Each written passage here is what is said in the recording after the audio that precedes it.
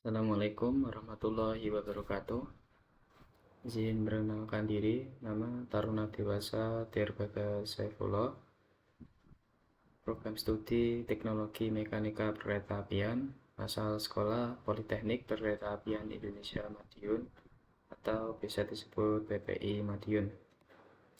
Pada kesempatan kali ini saya akan coba meresum dan menjelaskan sedikit tentang Keputusan Menteri Nomor 22 Tahun 2003, yaitu tentang pengoperasian kereta api. Dalam video saya sebelumnya, saya telah menjelaskan tentang Peraturan Menteri Nomor 4 dan Peraturan Menteri Nomor 121. Selanjutnya, saya akan coba menjelaskan tentang Keputusan Menteri. Langsung saja untuk penjelasannya. Yang pertama ada pos. Pos adalah tempat di jalur kereta api yang dilengkapi dengan fasilitas operasi yang diperlukan untuk kepentingan operasi kereta api. Ada peralatan telekomunikasi, yaitu perangkat untuk penyampaian informasi dan komunikasi guna membantu keamanan, keselamatan, dan kelancaran operasi kereta api. Ada peralatan persinyalan, yaitu fungsi untuk memberikan isyarat berupa bentuk, warna, atau cahaya yang ditempatkan pada suatu tempat tertentu. Tentunya tempat persinyalan ini dapat dilihat oleh masinis atau awak sarana lainnya agar mendapatkan informasi yang jelas. Kemudian ada lalu lintas, bagian dari jalur kereta api yang terdiri dari rangkaian beberapa petak jalan. Dan ada petak jalan, yaitu lintasan yang menghubungkan antara stasiun yang berdekatan. Dan ada petak blok, yaitu bagian dari petak jalan yang dibedakan dari sinyal keluar dan sinyal masuk dengan sinyal keluar, atau sinyal keluar dengan sinyal blok, atau sinyal blok dengan sinyal blok, atau sinyal blok dengan sinyal masuk yang berurutan sesuai dengan arah perjalanan kereta api. Dan ada peta jalan bebas, yaitu bagian peta yang antara dua sinyal masuk dan pada jalur tunggal atau sinyal keluar dengan sinyal masuk pada jalur ganda. Dan ada emplacement, kumpulan jalan rel di area stasiun dengan batas-batas tertentu yang dilengkapi dengan alat pengaman. Kemudian ada kereta api luar biasa, yaitu kereta api yang jadwalnya tidak digambarkan dalam GPK, yaitu grafik perjalanan kereta api, dan dijalankan sewaktu-waktu apabila dibutuhkan. Langsung saja. Dalam pengoperasian kereta api berprinsip lalu lintas satu arah, baik pada jalur tunggal maupun jalur ganda dengan ketentuan. Pada satu petak jalan atau petak blok hanya diizinkan dilewati oleh satu kereta api, menggunakan prinsip berjalan di jalur kanan untuk jalur ganda. Pengecualian dapat dilakukan khusus untuk kereta api berfungsi memberikan pertolongan atau pada jalan rel yang bergigi, dan hanya dapat dilakukan terdapat gangguan operasi kereta api dengan ketentuan. Kereta api berjalan sebelah kiri, ada perintah tertulis dari petugas PPKA, dan ada terdapat sinyal dari dua arah, masing-masing jalur dapat dilalui kereta api secara bolak-balik. Dan pada peta jalur tunggal bergigi, kereta api hanya boleh berangkat setelah 5 menit di belakang kereta api dimukanya. Jadi tidak boleh terburu-buru, misalnya dempet-dempetan, itu tidak boleh. Dua kereta api dalam satu waktu yang sama itu tidak boleh.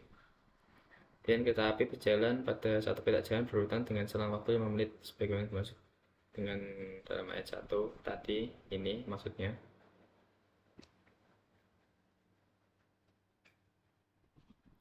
Kemudian kereta api berjalan langsung harus dimasukkan ke jalur lurus kecuali di stasiun persimpangan untuk jalur tertentu, atau di stasiun peralihan dari jalur ganda ke jalur tunggal dan sebaliknya.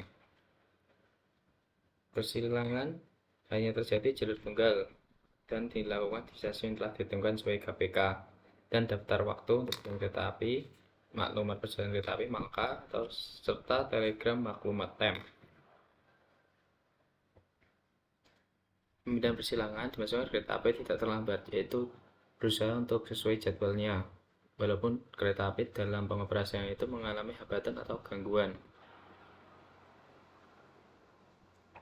Dan ada kegiatan penyusulan, yaitu dapat dilakukan pada jalur tunggal maupun jalur ganda yang sesuai dengan GPK, daftar waktu, marka, atau tem. penyusunan dapat dipindahkan ke stasiun lain atau pada petak jalan di jalur ganda apabila terjadi ketabrakan kereta api yang searah. Penyusulan juga bermaksud untuk kereta api tidak terlambat dalam pengoperasiannya.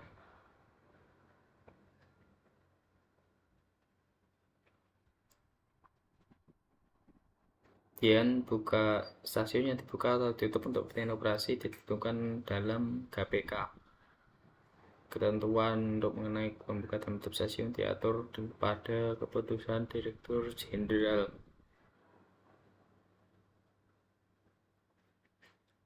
Perjalanan kereta api malam hari atau siang hari apabila jarak pandang masinis itu terganggu akibat cuaca buruk atau kondisi alam, maka harus menggunakan tanda atau semboyan di sarana maupun prasarana agar menandakan bahwa masinis pandangannya mengalami gangguan.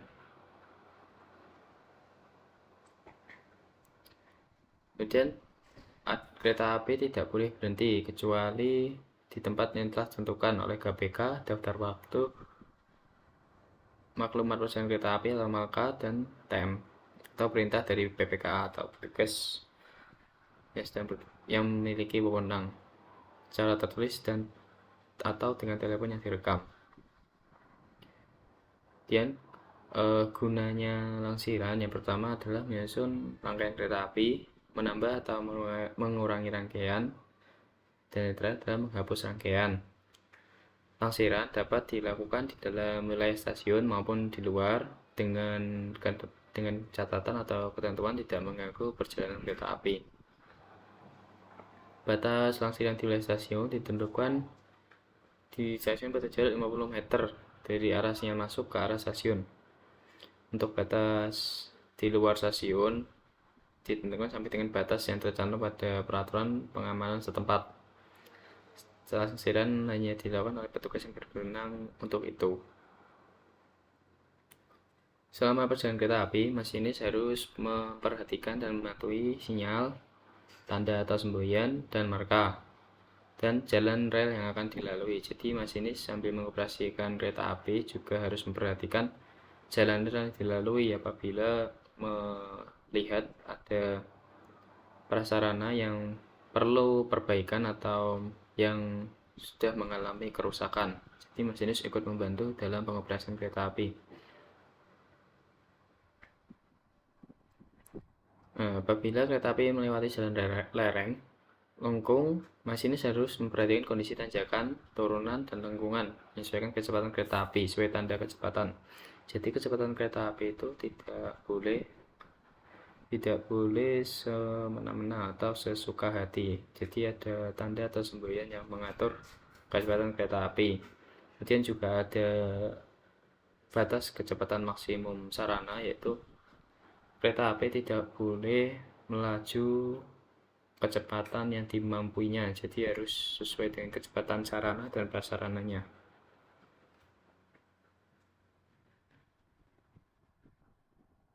Pada kereta api menurun dengan derajat tertentu, kereta api akan menurunnya berhenti di stasiun terdekat sebelum turunan untuk dilakukan untuk pemeriksaan sistem bagaimana. Jadi ini untuk mungkin daerah yang nanti treknya akan naik turun ya, seperti di pegunungan. Sebelum mengalami penurunan, kereta api di stasiun sebelumnya itu akan dicek kembali tentang sistem pengeremannya, walaupun pada stasiun awal atau keberangkatan dari depo itu sudah dicek, tapi untuk menjaga atau mengantisipasi kembali sistem pengeremannya lagi akan dicek karena untuk mencegah terjadinya kecelakaan ataupun blinding pada kereta api, karena bisa saja saat perjalanan yang tadi kereta api mengalami sedikit kerusakan atau perlu perbaikan lagi. Awak sarana terdiri dari masinis, kondektur, dan teknisi. Dalam jalan kereta api, masinis harus memenuhi ketentuan sebagai berikut, yaitu masinis harus memiliki standar untuk bisa menjalankan kereta api. Yang pertama, badan sehat, membawa tanda kecakapan masinis yang masih berlaku, membawa tanda lulus pengetahuan lintas yang berlaku, membawa dan mematuhi tabel kereta api dan laporan harian masinis, memakai pakaian seragam dan nota pengenal. Kemudian ada juga untuk kondektur atau KDR memiliki badan yang sehat, membawa tanda kecakapan KDR yang berlaku, membawa tanda lulus pengetahuan pertolongan pertama pada kecelakaan, membawa dan mengisi laporan perjalanan kereta api atau LAPKA, memakai seragam dan tanda pengenal. Kemudian perjalanan kereta api akan dipimpin oleh kondektur pemimpin atau KDRP. Jadi untuk pengoperasian kereta api, masinis itu bukan pemimpin dari pengoperasian kereta api, tapi ada petugas kondektur pemimpin, yaitu tugasnya untuk memimpin perjalanan kereta api. Ada ketentuan teknisi. Yang pertama harus badan sehat tentunya, bahwa dan memiliki tanda kecakapan teknisi sesuai bidangnya, dan memakai seragam dan tanda pengenal agar bisa dikenali. Nah, ini penentuan batas kecepatan maksimum, yaitu tadi sudah saya jelaskan, yaitu sesuai dengan kelas jalur kereta api dan kemampuan sarana kereta api. Jadi setiap jalur itu memang memiliki kelasnya. Bisa jadi di jalur pertama tadi mampunya hanya 60 km per jam, sedangkan di jalur selanjutnya, di petak blok selanjutnya atau petak jalan selanjutnya bisa mencapai 80 atau 100 km per jam. Nah, itu juga tergantung dengan kemampuan sarana. Apabila sarananya memang mampu berjalan di atas 80 km per jam dan jalurnya mampu juga, jadi tidak apa-apa. Kecepatan maksimum yaitu ditentukan dari kecepatan yang paling rendah di antara kecepatan kemampuan jalur kereta api dan kemampuan sarana.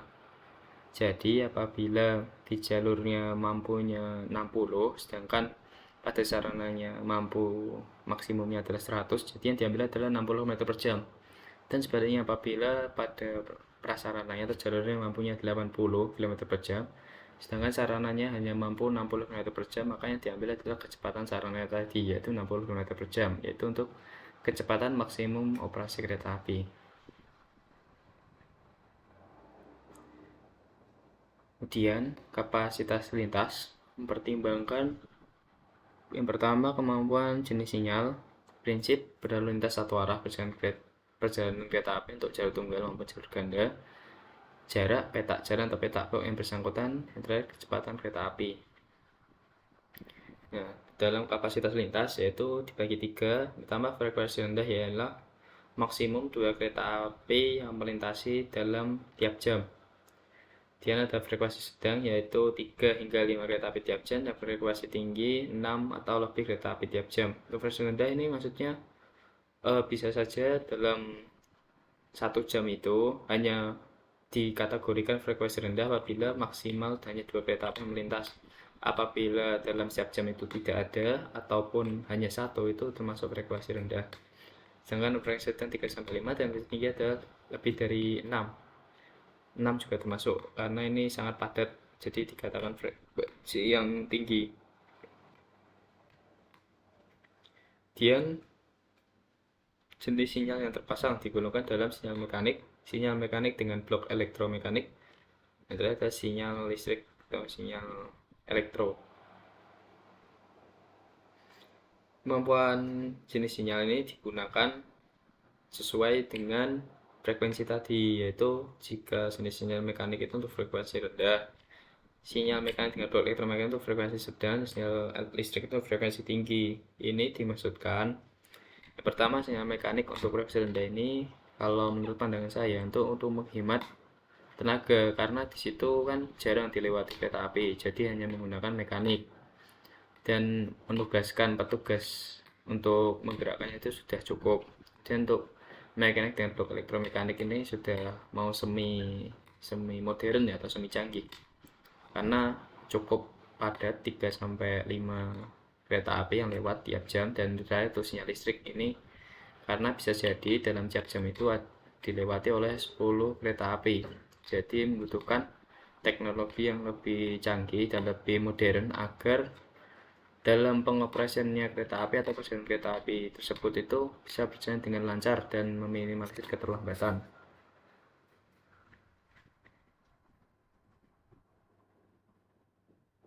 Pengatur perjalanan kereta api itu mengikuti kegiatan penyusunan garis besar perjalanan kereta api, pembuatan rencana perjalanan kereta api, pembuatan GPK, perubahan, penambahan atau pengurangan perjalanan kereta api pada KPK, penentuan kereta api yang jalan, dan pembatalan dan pengumuman perjalanan kereta api. Selanjutnya,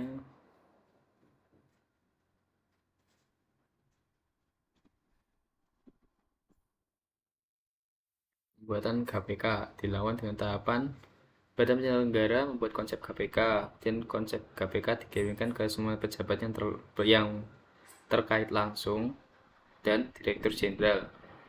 Berdasarkan konsep KPK, pejabat melakukan penyiapan pengaturan sarana dan sarana, penyiapan rencana pengumuman jadwal kereta api, penentuan pegawai dan jadwal penugasan, penentuan pengusulan ralat dan perbaikan konsep KPK dalam waktu paling lama 1 bulan sejak terima konsep KPK. Kemudian konsep KPK melakukan evaluasi. Kemudian berdasarkan konsep KPK, pejabat dapat melakukan evaluasi, yaitu bisa jadi kompilasi pelayanan angkutan penumpang kelas ekonomi dan non ekonomi, waktu tempuh perjalanan, terpenuhinya pelayanan angkutan kereta api pada jaringan lintas secara makroekonomi, lebih efisien dibanding dengan kereta api, perencanaan komposisi bagian angkutan dengan moda darat lainnya, keterpaduan intra dan antar moda transportasi. Berdasarkan evaluasi, Direktur Jenderal menantang KPK paling lambat 1 bulan sejak terima. Namun apabila dalam 1 bulan Direktur Jenderal belum menentang KPK, maka digunakan KPK yang diusulkan oleh Badan Penyelenggara. Jadi apabila Direktur Jenderal tidak memberikan penolakan atau persetujuan, maka langsung digunakan KPK yang diusulkan.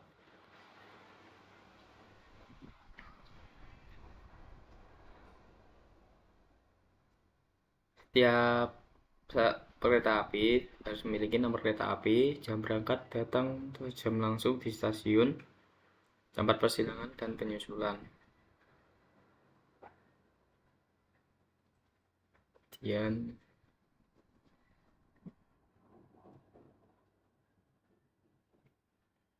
pengumuman batalan perjalanan kereta api fakultatif dan kereta api luar biasa harus dilakukan dengan PPK, maka dan tem.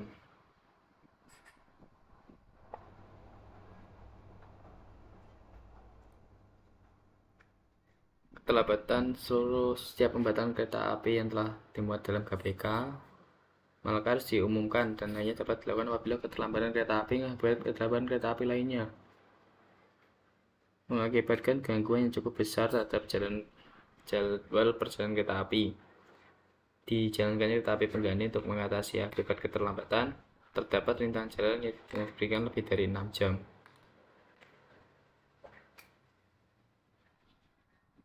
Ini ada penilikan jalur kereta api dilakukan untuk mengetahui jalur yang aman untuk dilewati kereta api. Kegiatan ini dilakukan sekurang-kurangnya 2 kali dalam waktu 24 jam. Caranya dengan berjalan kaki di jalan rel oleh petugas milik jalan yang ditunjuk, serta membawa alat dan unit jalur dapat dibantu oleh masinis kereta api saat beroperasi dan dilakukan pada PPK stasiun akhir tugasnya.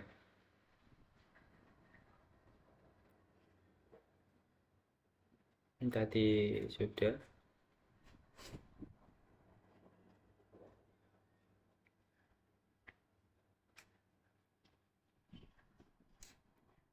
Kemudian penyediaan waktu untuk pemeriksaan pelayanan kereta api guna menjaga keselamatan.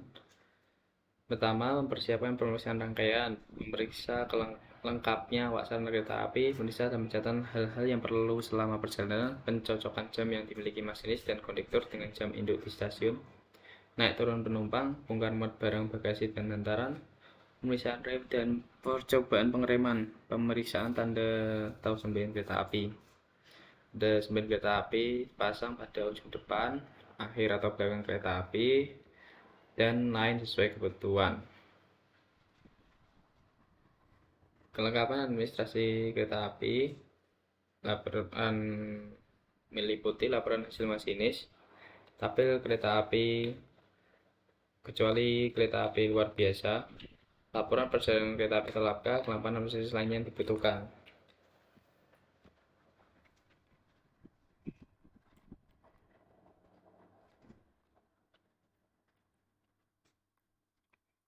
Selanjutnya, penyiapan pelaksanaan pemberangkatan. Yang pertama, penyiapan pegawai stasiun dan pos, penyiapan rute kereta api berangkat, penyiapan pemberangkatan kereta api, berikan semboyan berangkat, mengawasi pemberangkatan kereta api, menormalkan kedudukan persinyalan, dan memberi warta berangkat.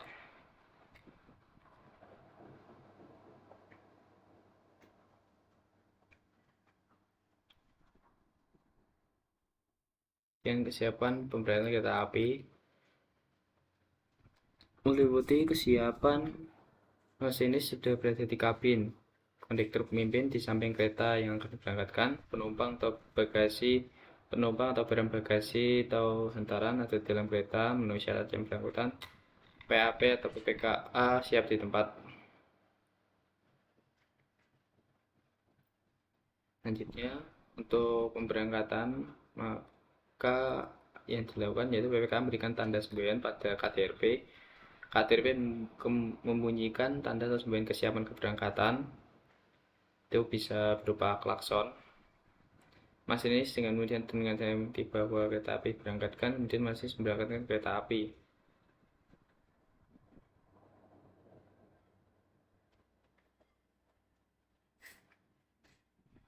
Dengan perjalanan kereta api menuju jalan bebas, jalan kereta api pada peta blok atau pada peta jalan bebas dimulai sejak berangkat atau berjalan langsung di stasiun atau pos yang bersangkutan sampai dengan kereta api tersebut berhenti, atau berjalan langsung di stasiun atau pos terdekat. Saat kereta api akan melewati wesel terluar, masinis memperhatikan tanda atau semboyan ujung belakang atau buritan kereta api untuk mengetahui kemungkinan semen tersebut tidak ada atau kemungkinan bagian belakang rangkaian kereta api tertinggal atau lepas. Biasanya untuk bagian paling belakang kereta api itu ada semboyan yang berwarna merah di bagian pinggir kanan atau kiri, yaitu menandakan bahwa itu adalah akhir dari rangkaian. Jadi apabila kita menemukan kereta api bagian belakangnya itu tidak ada semboyan yang berwarna merah, itu bisa dipastikan atau ada kemungkinan ada bagian atau bagian rangkaian kereta dalam kereta api tersebut yang terlepas atau tertinggal di peta jalan atau peta blok. Jadi dapat dilakukan pemeriksaan.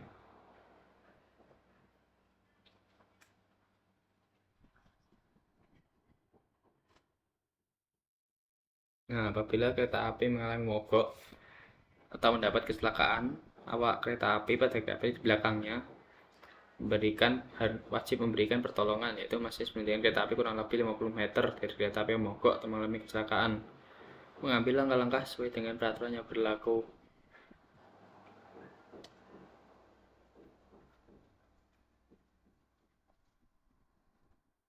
Kemudian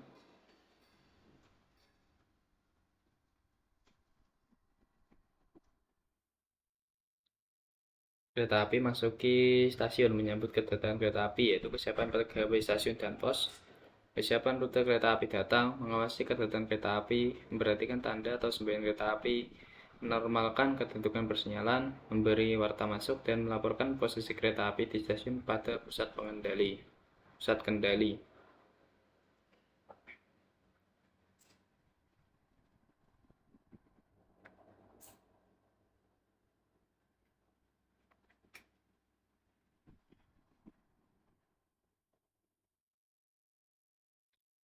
PPKA perhatikan tanda atau semboyan kereta api. Mengenai kemungkinan masinis kereta api tersebut memasang atau membunyikan tanda atau semboyan bahaya akibat pada peta blok atau jalan bebas adanya gangguan, bagian jalan yang dilalui kurang baik, telekomunikasi terganggu, dan rangkaian kereta api terputus.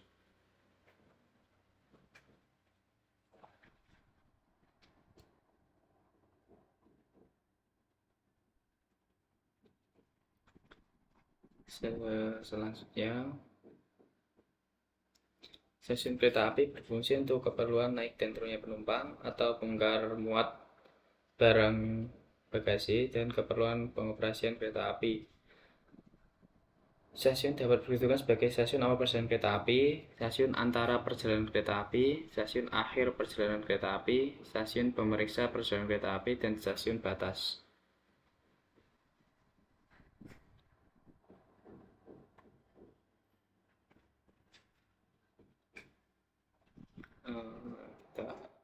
lanjut saja.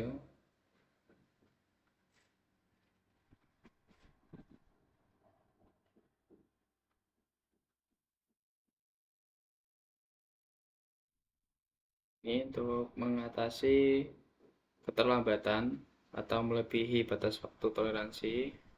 Pertama, diusahakan caranya untuk minimalisnya yaitu naik dan turun penumpang atau bongkar muat barangnya dipercepat. Waktu berhenti di stasiun dipercepat. Masih menjalankan kereta api sesuai dengan batas kecepatan maksimum pengoperasian. Jika keadaan terpaksa, dilakukan pemindahan, persilangan, atau penyusulan agar kereta api memenuhi batas waktu yang telah ditentukan agar tidak terlambat. Batas kecepatan maksimum tadi sudah saya jelaskan sesuai diambil nilai paling rendah antara kemampuan jalur dan kemampuan sarana dalam pengoperasian kereta api.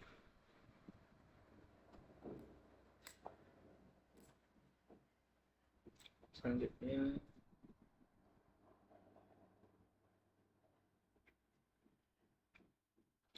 ada rintang jalan, tadi juga sudah saya jelaskan. Ada peristiwa alam, kecelakaan, gangguan pasaran kereta api, sebab lain yang mengancam keselamatan perjalanan kereta api.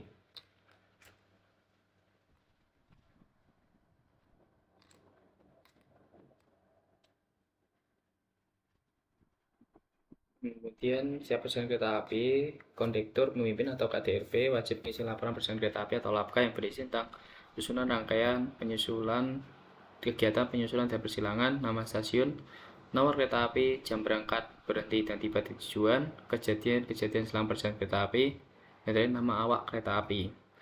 Laporan diperiksa oleh PPKA tiap stasiun yang telah ditetapkan. Ketentuan lebih lanjut, laporan perjalanan kereta api diatur dengan keputusan Direktur Jenderal.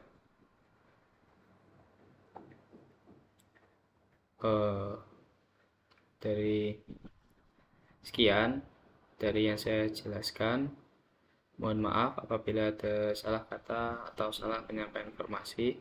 Untuk lebih lengkapnya, kalian bisa mendownload sendiri file PDF Keputusan Menteri Nomor 22 Tahun 2003 di web Kementerian Perhubungan langsung, atau bisa saja langsung ketik di Google agar bisa mendapatkan PDF-nya. Nah, jika kalian ingin lebih jelasnya. Sekian, apabila salah, saya mohon maaf. Wassalamualaikum warahmatullahi wabarakatuh. Terima kasih sudah menonton.